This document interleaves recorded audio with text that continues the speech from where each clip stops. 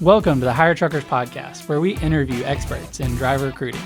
We provide industry insights, marketing trends, and motivation to help you level up your recruiting game. Welcome to the Hire Truckers Podcast. I'm your host, Ginger Craddock, and today I have Melanie Moore, the director of the internet.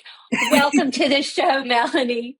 So, Melanie, please share with us how you became known as the director of the internet at Ozark Motor Lines. So probably just within my first few weeks of being there, I went to take a picture of a driver and our operations director was out there and he was trying to introduce me to this driver and he couldn't remember my title. So he just said I was the director of the internet and it just kind of stuck. But my official title is director of marketing. I love that. Well, I know not only with that driver, director of the internet stuck, but with our team, we always acknowledge you as the director of the internet. So it stuck with us as well. Yes, you guys even sent me Post-it notes that say director of the internet. That's right. And it has your name and your official title. So when I share with our audience that you are Melanie Moore, the director of the internet, it's official. We have it on custom stationery. Yes. It's always official if it's on custom stationery. In every way, in every way. And so today you are joining us for a conversation specifically around social media and how to build and maintain an innovative social media strategy. And so when you think about that, what's the biggest value that you can share with our audience about building a cutting edge social media strategy? So, I wasn't originally in trucking. I came from other industries, and in other industries, an influencer is the way to go. That's how everybody is really performing well on social these days. In trucking, it's a little bit different because it's really hard to find a truck driver who can also be an influencer because they're out there making money. They're out there driving. They're not worried about making a video for your content. And also there's a lot of turnover in trucking. So just because you have that driver there that week, they may not be there the next week because they may go on to another trucking job, another position. But it's gold when you do find a driver who's willing to give you a video, send you a video. It's hard to manage that program with drivers because, sometimes they're a little rough around the edges and not necessarily family friendly. And, when you're putting that on your brand page, you want it to be family friendly. So really the only way that you could bring them to task would be to put them on a contract, which a lot of drivers are either not going to be willing to do, or it's not going to be worth it for them. They're not going to see the value in being put on a contract because it's not going to be enough money for them to disrupt what they do, which is driving.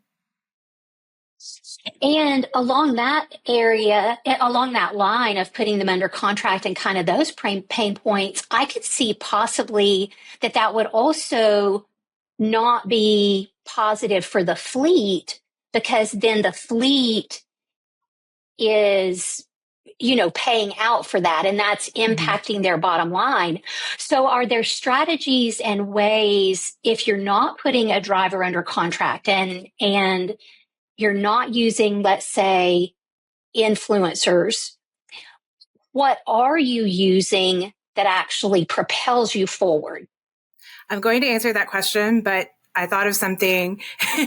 So yes, it would impact the bottom line. But when you have driver influencers for a brand, sometimes drivers who are watching that don't think it's real. They don't think it's genuine because they're being paid to say those things. So, and drivers value honesty and integrity above everything else when they're talking to recruiting or they're thinking about going to a job somewhere. So sometimes it can have a negative impact, even if you do have an influencer on contract. But to go back to your question, so you can do what I like to call driver adjacent content, where you utilize the people in safety, the people in the shop, the people that they see every day at the terminal or they talk to every day on the phone in your videos so that, they can go and see those people and they get excited about seeing them. And then also taking pictures of your drivers, because that's what drivers want to see. They want to see the achievements that other drivers are getting. They want to see that a driver has gotten their name on a trailer because they've been there for 20 years, which is something that we do at Ozark. And it's a big deal to them. And they also get a tiny toy truck with their name on it as well. So, they love sharing that, and shares are where it's at for engagement. So, that helps us with organic social. That's something we're not having to pay for. So that's absolutely amazing. So it sounds like you are being intentional to build a community within your social media strategy. Paint that picture for me a little bit. You're connecting the relationships that they naturally have. How are you using that to foster community? So like you say, you're not having to pay for the organic piece. So by going in, anytime somebody comments on something, as long as it's not something that needs to be hidden because it doesn't look nice in print, commenting on that, engaging with them, letting them know that you acknowledge what they're saying, and that makes them want to come back. It makes them want to say more. They feel that they're valued. They feel that their opinion is valued. And that goes a long way with building your community. It really does. Building community, authenticity, and trust is what I hear in what you're sharing about how you're fostering this community. I love that. And I love how you've tied in the other departments, because when a driver is at the terminal, they're not just interacting with other drivers. They're interacting with the team as a whole. It could be their recruiter, their safety, their dispatcher. And so I love that you're strategically including them in your community and in your social media strategy. I thought that was gold when we first heard that from you. Yeah. And, it makes people want to be in videos too, because they get that recognition and they get that connection with the drivers, and the driver comes back and they say, "Hey, I saw you in a video." And they love that. And it's, it's hard as a social media manager to convince people to be in a video. But once they have that push to be in it, and that little taste of fame, as I like to call it, they have built that connection, and now they're more willing to be in the videos. And actually, that reminds me of a conversation that I had with you. It seems like it's not uncommon when you or I ask a driver to be in a video that they will initially say no, but it seems like you shared something with me that was kind of a follow-up, because it's not really a no. And then you have like this great follow-up and they'll go, yeah, like they want to, but they're unsure if they should say yes. Yes. What was that? So it was, don't ask if you can take a picture of them. Ask if you can take a picture of them with their truck. That was it. That's gold. That is the trick, because they love their truck. They're very proud of their truck, and they want to be seen with their truck. And then they're like, "Hey, can you send that video to me so I can share it with my family and on my personal?" And I'm like, absolutely. That's greatness. And so when social media managers and marketers are thinking about what type of video to take, what type of photo to take, when you're asking that driver, "Hey, can I take a picture or a video of you with your truck?" What kind of angles are you looking for? What tips and tricks do you have around that?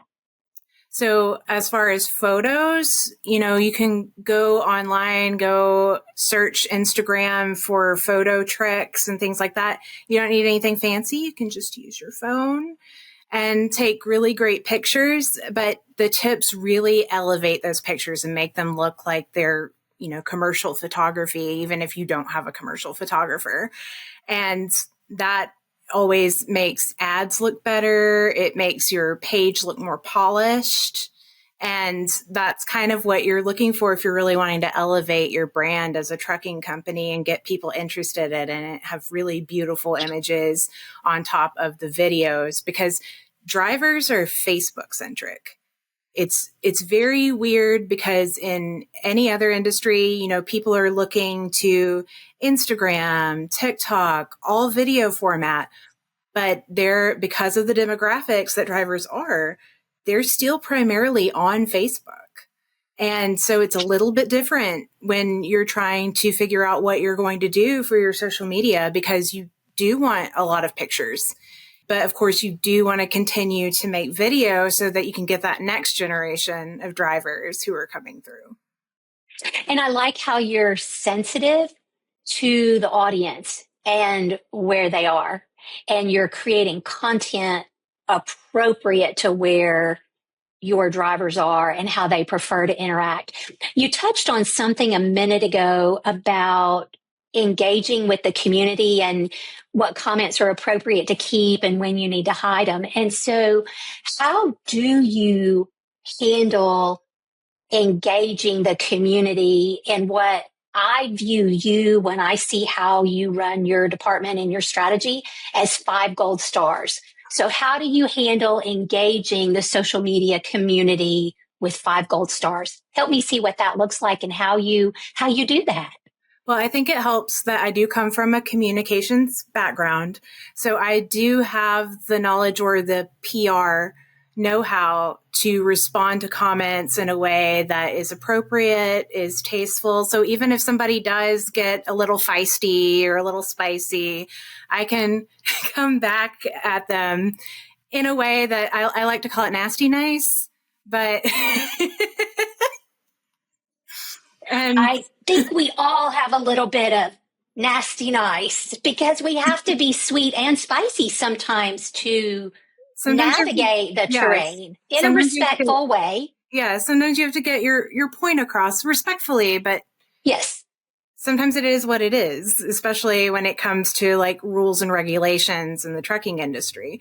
So sometimes you have to navigate that. But yes, coming from a communications background really helps me know how to appropriately respond to comments. And it gives me that edge that, you know, a lot of people think that just because they have social media, they can be a social media manager.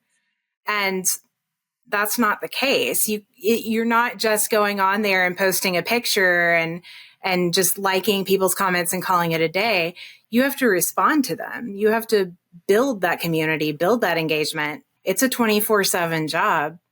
So that being said, since it is a 24/7 job, you know, I have to have some sort of work-life balance. So I have set up filters, which help hide automatically any kind of comment that's got certain words or certain verbiage in them that, you know, wouldn't look nice on our page. And that way it gets hidden. And I can always the next day take a look at it and see, did the computer get it right? Does it need to be hidden, or is that something that I can unhide? And it can be seen. Is it okay? But it kind of gives me the peace of mind to sleep at night, knowing that anything that's got curse words or inappropriate language is going to be automatically hidden. It also helps if you put in like an HTTP:// into your settings for the words that you want to hide, because that helps hide those spam links that people like to leave on there. So that was one of the things. And also Vercel is like a common link shortener that people use to post those spam links. So I had it hide the word Vercel too.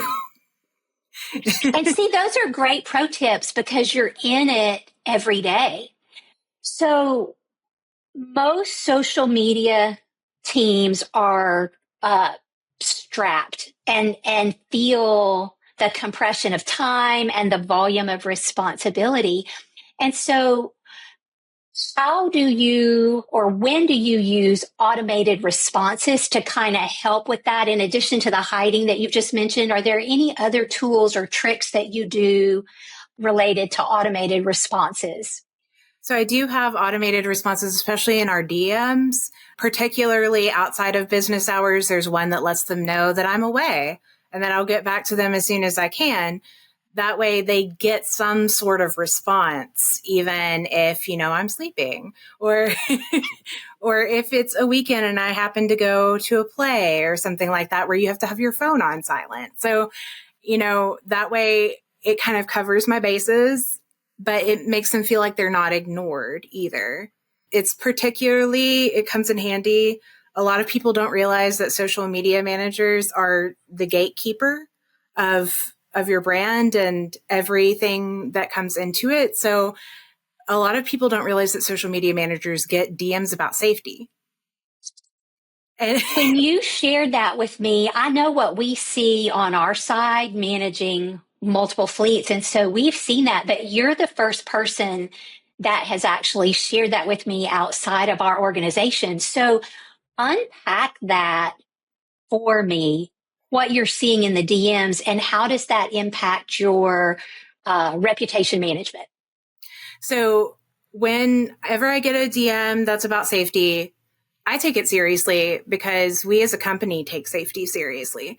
And I know that our safety team would want to know that this is going on. So as soon as I get something that's safety related, I will screenshot the messages and I will send them to our safety team in an email. And getting an email from me is kind of like a, hey, red flag, Melanie sending an email on a Saturday. So maybe I should look at it. So especially, if they said our driver came over into their lane or something like that, the safety team can get the truck number, the location, and the time, and they can use the Lytx camera footage to look at what happened.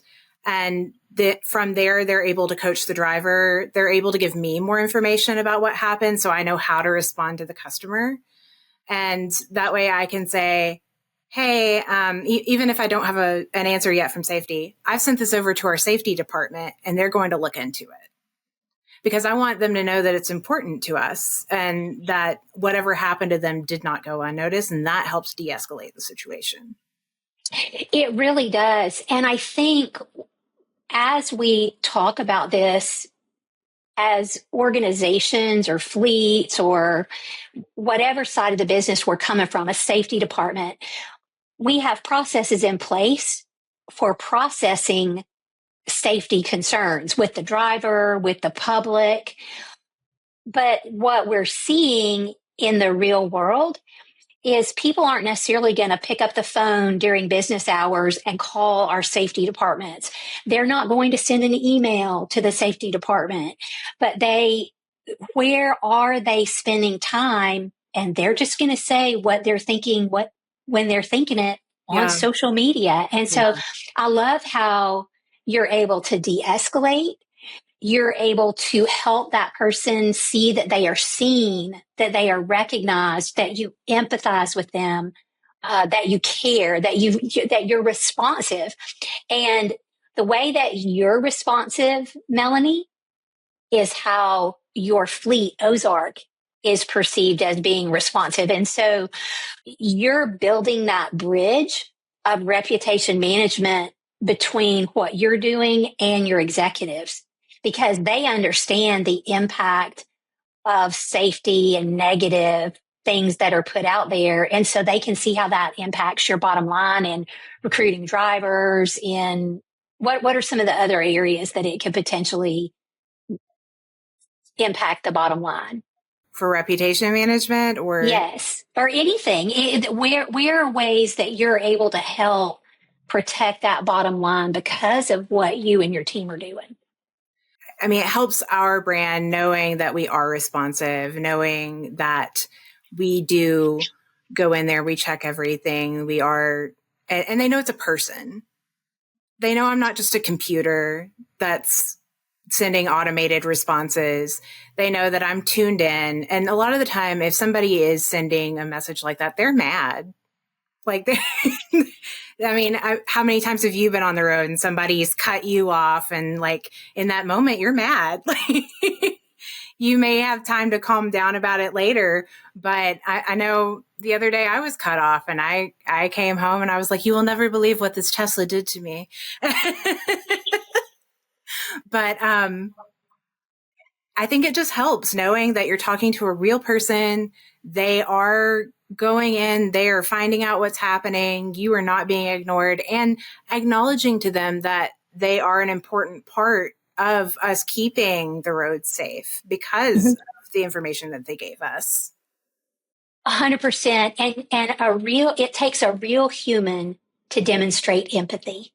And that's one of the things that you do really well, Melanie, in terms of how you write your content, as well as in how you respond to drivers and to the public. Now let's take a minute to thank today's sponsor. Do you hire truck drivers in hard to fill areas, or do you need help creating efficiency in your recruiting department? You're not alone.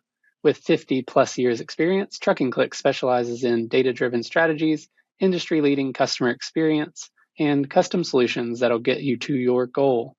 Trucking Clicks is your go-to place for high-quality, direct leads at scale. Visit truckingclicks.com or call 512-982-0816 today. What is your approach to social listening on driver groups? So we have made it a point that we are not going to censor our driver groups. Those groups are for drivers. They were started by drivers. We were just kindly invited to join. But those are a great tool if you're in them to see what's going on, to see what drivers are really thinking about changes, what they're upset about. And it gives you the opportunity to go in to operations, maybe see their driver manager and say, hey, I think you need to do a temperature check on this driver because they're upset about something. And, I won't necessarily always say what they're upset about. They could always go to the group and see what they posted. But I do want them to know that it's important that they have a conversation with that driver. And I think about how I navigate my personal relationships and my team relationships. I'll give a family example, and I do this same thing with my team. But a family example is when our children were growing up, I would, and especially when they got to be young adults and they were out at college, and I would tell the daughter, hey, touch base with Aaron. He's got some stuff going on. I think he would enjoy talking to you. And to your point, I can't think of a time where I shared what it was. I was just like, hey, touch base. I do the same thing with my husband, with the children, or with a family member, with in-laws or aging parents. Hey, Carl, do you mind just touching base with so-and-so? And I can't think of an instance where I tell what the what is, but it gives them opportunity to build trust, demonstrate compassion, and just be there at the right time and just let that person share what they want to share. And so I love how that builds trust, how that builds community, how that builds relationships. I've seen the power of that. Like I said, from family all the way. It's one of the most powerful team building tools, in my opinion. And it keeps us from falling into that dangerous pit of gossip. Like, I have zero tolerance. If you want me to not trust you, you gossip. Don't come to me with gossip. That will sever my trust with you, and it'll take a lot to build it back. And so I think the way that you're handling that is just such a respectful way to build community and build trust and also demonstrate empathy. Thank you. And I'll say, I think just because they put something on social media and say that's what's bothering them, that might not actually be what's bothering them. Unpack that for me a little bit more. Paint the picture of what you mean by that. So if somebody says that they're mad about, it could be something silly. They're mad about the other person who was in the break room it could be absolutely silly. They're not mad about the person in the break room. They're mad about something else. There's something else going on either in their personal life or in their professional life, and they need to talk to somebody about it. That's a beautiful example and just absolutely true. Yes.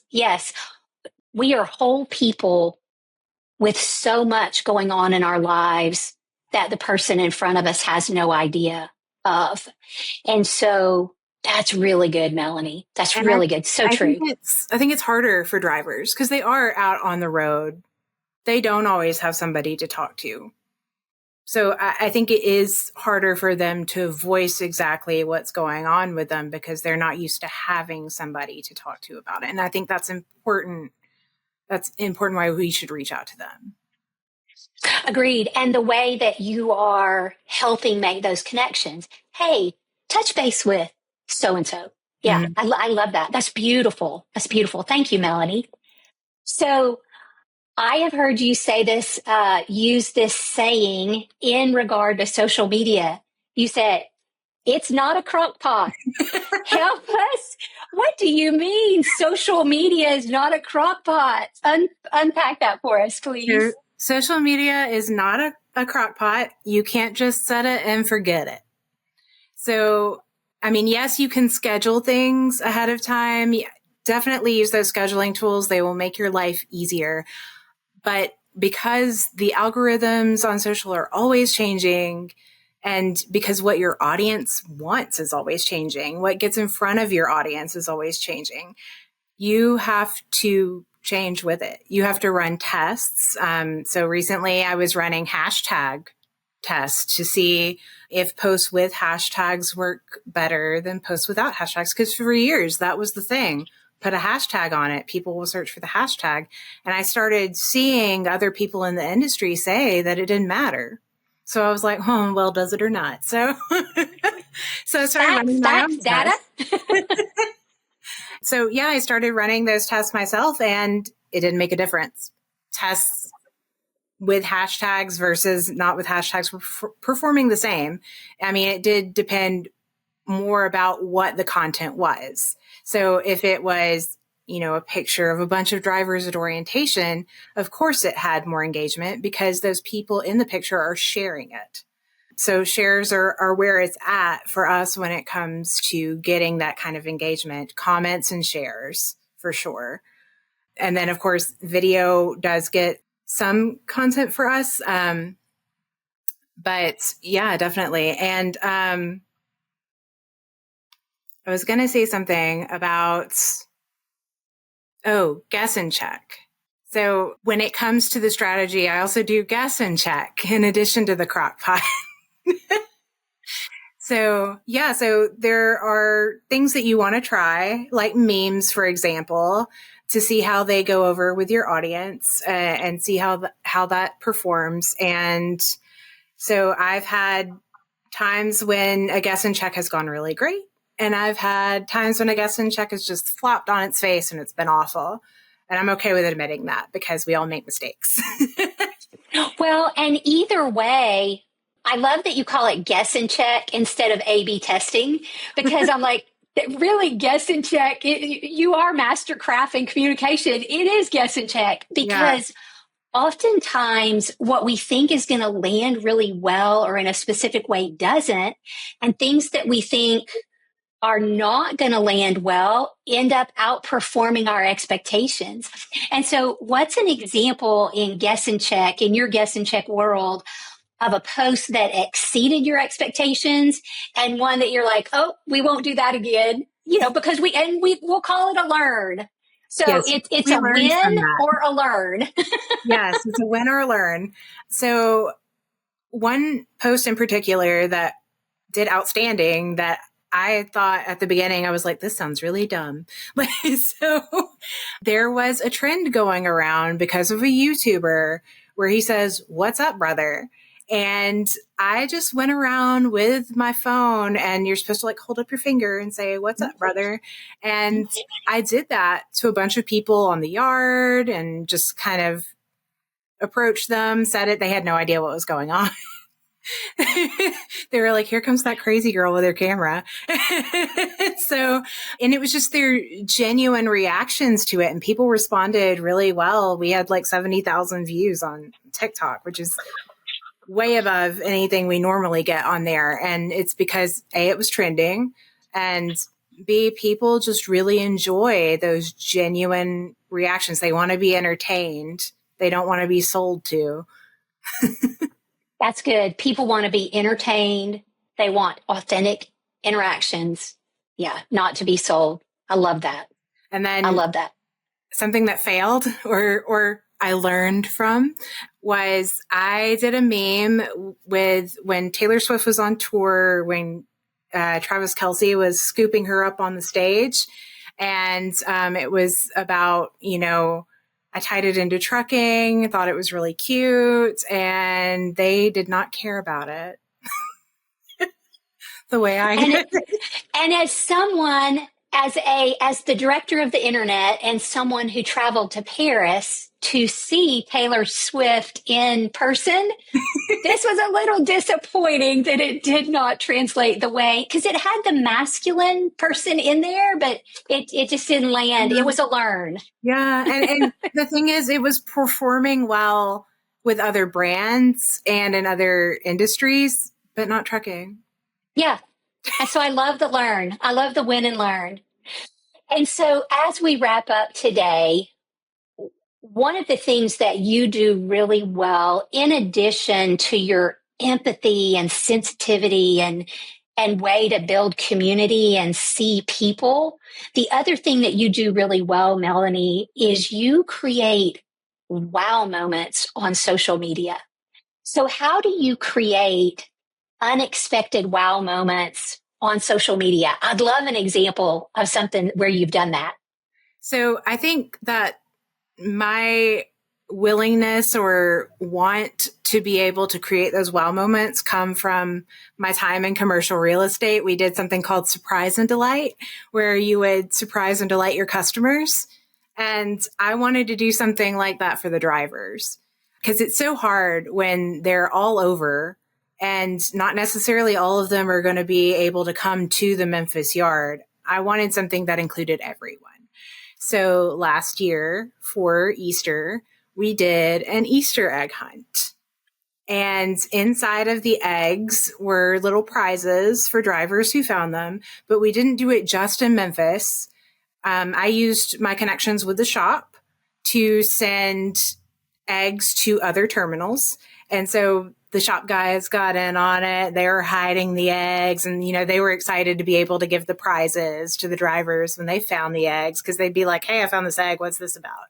So, and then for the other terminals, since they may not be able to get by the company store ever, we sent hats. So they got little Ozark hats for when they found the eggs. So it was something that was an easy thing to give them. And, it's advertising for us because they're going to wear the Ozark hat. Truckers love their hats. And it was just a way to include everybody and have a little fun. And of course, we got content out of it as well. So I love that. So what are some examples of things that you put in the eggs for drivers? You mentioned prizes and you mentioned the hats in the one area, but what were some of the other prizes that you put in there for the drivers? So for the Memphis yard, it was just credit to the company store. So they could just pick out anything they wanted. And for some people that might also be a hat. But for other people, they may need something. They might want a shirt. They might need a new safety helmet or something like that. So, it's something that they can get, and they can get what they wanted. I love that. I love that. And in this unexpected wow moment that you created for drivers, and not only drivers, for the whole Ozark team, all the departments, was there possibly a dress-up character involved? Yes, I dressed up as the Easter Bunny. I'll do anything for content. I love it. And so when we were there visiting, you still had the Easter Bunny costume, and in particular, you had the head. And so I remember coming to Ozark, and you had on this beautiful spring dress, and you put on the Easter Bunny head.